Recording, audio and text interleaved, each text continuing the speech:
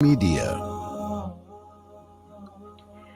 We wrap up with sports talk, and we have Mpho Mutloane. He is a sports broadcaster and commentator. And we're obviously looking at the Premier League, which is hit with its hits and misses, obviously. We know that Leeds show rivals how the show can go on with a stunning win at West Ham. So we're going to hear what Mpho has to say to us. Let me just open up by saying, with the North London derby called off, it's been another weekend in the Premier League soured by last minute postponements to disrupt plans for supporters invested in attending matches. But Leeds are getting on with it. Paul, good morning. Welcome to the program. Good morning. Thank you very much, Julie, for having me on. Leeds carried on while others decided not to play. Okay, so what does that mean, and how do the other clubs then move forward? And of course, this also means huge disappointment for the fans. Yes, so with AFCON happening and a lot of players not being available and the amount of injuries that were there at Arsenal at the time, as well as a couple of COVID cases, Arsenal requested a postponement because the Premier League set a rule that if you can't field 14 players, that's 11 plus 3 players on the bench, you can request for postponement. And so they did. And the Premier League said yes. Other clubs like Leeds have decided to go into their youth system to be able to give guys a game and have the guys play. And we saw yesterday that they did incredibly well. It's important for the players. I mean, they're ready and raring to go. They're at the peak of their fitness levels and they just wanting to perform. Situations like this is quite a setback for them, is it not? And possibly can be demotivating too. Yes, it can, especially for the team that isn't requesting the postponement. And I think Tottenham had some of their games postponed throughout December, so they haven't had a lot of games in this period. And you want to be playing as regularly as possible. So it is a bit of a disappointment, and also the players may find themselves a little bit cold the next time they come out because of the fact that they're not getting the game time. Obviously, the only problem is obviously from an Arsenal perspective on the other side in that North London derby, they felt like they weren't able to even field a fit team, even though they have a youth academy that they could have just tried and tapped into. But we saw that they tried to do that in the FA Cup, and Arsenal lost that game to Nottingham Forest.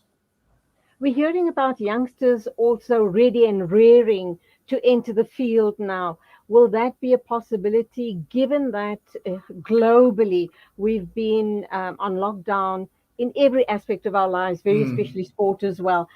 How does this bode for young people that are waiting in the wings? And it's important that they get the opportunities as well. It's a good thing. I think if you are in the academy for any of these sides and you're knocking on the door of getting a professional contract, this is the opportunity for you because you might find yourself having to come on and play in a Premier League game because of COVID or anything else that has happened. And so you always need to make sure you're ready. Let's look regarding injuries. There's been some unfortunate injuries. The guys work really very hard. Undoubtedly, we've also heard about on the one hand injuries and setbacks, and then you also have issues around thrilling victories. And Graham Souness has told Sky Sports, when you asked about Arsenal and if the game should have been called off, what does that say about Leeds? Look at their bench, look at their age. What a message that sends out to the rest of the Premier League. Can you comment on that? Yes, I can, and I think that's what a lot of the media have been speculating this week and have been opining on actually as to whether Arsenal should have played. Because if you look at Leeds played with a squad that had a bench that had an average age of around about 16, 17. And Leeds chose to honor the fixture, whereas Arsenal decided to use a rule that the Premier League put in place. I think it's hard to bemoan Arsenal for what their decision was, even though you felt that they could have actually honored the fixture and played some of the youngsters. The only issue is that the Premier League created this rule, and Arsenal asked around this rule, and the Premier League agreed to it. So the Premier League could have said no, and Arsenal would have had to be ready to play on Sunday at 6. And they might not have then performed depending on their mindset. Just a wrap up for us in terms of Premier League and back in South Africa, back on home ground. What do we expect? I know we're still in our summer months, but we're going to be entering the autumn months, and the footballers are obviously going to start gearing up for the soccer season in about 2 months' time, 2 to 3 months' time. Yes, so wrapping up the Premier League, we saw some great games. Coutinho scoring a comeback draw for Aston Villa. They were 2-0 down against Manchester United. So the Manchester United fan supporters were not happy about that. Manchester City beating Chelsea in the game of the weekend, top of the table clash, to help them go, I think it's about 15 points ahead Ooh. of Chelsea. At the top of the log. It's really it's really astounding at this time of the year. They scored a really lovely goal from Kevin De Bruyne to help them win that. The game of the weekend, surprisingly, wasn't the top of the table. It was Norwich beating Everton 2-0, having Everton have not won a game in 13. They fired their manager on Sunday as a result of this. But Leeds United, with their youngsters, beating West Ham to close out the weekend 3-2 as one of the bigger fixtures, and a surprise and a nod to the youngsters coming through there. But Liverpool managing to try close the gap between them and Manchester City, winning 3-0 without Mo Salah as well as Sadio Mane, who are playing in AFCON for the respective sides. In South Africa, we've got obviously AFCON happening, so a lot of the players who play for Zimbabwe or in any of the other African sides are unavailable, and we're not allowed to have football until the tournament ends. So what the PSL have decided is that they've created a competition to have all the other players who aren't playing to get some game time in what is called the DStv Compact Cup.